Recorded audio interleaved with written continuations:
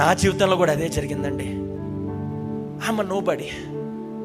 కాకినాడ అనే మామూలు చిన్న సిటీ నుండి నేను వచ్చాను. నాకు దేవుడి సేవ అంటే చాలా ఇష్టం.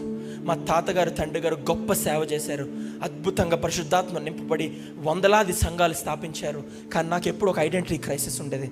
I'm nobody. నాకు ఇన్ని తలాంతులు, ఇన్ని టాలెంట్స్ ఉన్నాయి, but I'm not doing anything for God. నేను దేవుడికి ఏం చేయలేకపోతున్నాను. ఎప్పుడైనా సరే నన్ను లాస్ట్ లైన్లో పెట్టేవారు. ఎక్కడైనా నేను ఫస్ట్ వెళ్తూ ఉంటే వెళ్ళమ్మ వెనకాల నుంచో అనేవారు. I always thought, why was people looking down on me? Because నా తండ్రి సేవకుడు కాబట్టి నాకు ఇచ్చే విలువ ఇంతేనా? చర్చ్లోకి వెళ్తే, లేకపోతే దేవుని మీటింగ్స్కి వెళ్తే అందరూ చేతులు జోడిస్తారు. లేదు, మాకు ఆర్ఫనైజెస్ ఉన్నాయి, ఆర్ఫనైజెస్కి వెళ్తే పిల్లలందరూ నన్ను వచ్చి కౌగిలించుకొని దండాలు పెట్టేస్తారు. కానీ సమాజంలోకి వెళ్తే ఎందుకు నాకు ఆ గౌరవం లేదు?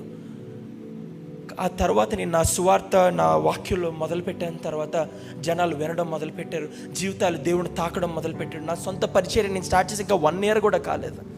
ఇమాజిన్, 1 సంవత్సరం కూడా కాలేదు. నెక్స్ట్ మంత్కి నేను స్టార్ట్ చేసిన చర్చ్ వయసు 1 సంవత్సరం. 1 సంవత్సరంలో ఏ అర్హత లేని నన్ను దేవుడు నేను ఎక్కలేని ఎత్తైన ప్రాంతాలకు ఆయన తీసుకెళ్తున్నాడంటే ఆ పేరు, ఆ ఘనత అంతా ప్రభువుకు మాత్రమే చెల్లును గాక. హల్లెలూయా. నేను నా యూట్యూబ్లో నేను వాక్యాలు లైవ్ ఇస్తూ ఉంటే మా అయితే 2000 మంది, 5000 మంది చూసేవారు. కానీ ఈరోజు వందలాది మంది, వేలాది మంది కాదు కానీ లక్షలాది మంది నా వాక్యాలు వింటున్నారంటే ఆ మహిమ ఘనత ప్రభువుకి మాత్రమే చెల్లును గాక. హల్లెలూయా. ఈ వాక్యం ద్వారా, నేను చెప్పిన ఈ చిన్న సాక్ష్యం ద్వారా మీలో ఎంతోమంది ఏ అర్హత లేదు, మా బ్రతికింతే అని మీరు అనుకుంటున్నారా? మీకు ఎవరు లేరని మీరు అనుకుంటున్నారా? ఈ వాక్యం ద్వారా మీకు నేను చెప్పేది ఏంటంటే, ప్రభువు నీకు తోడున్నాడు.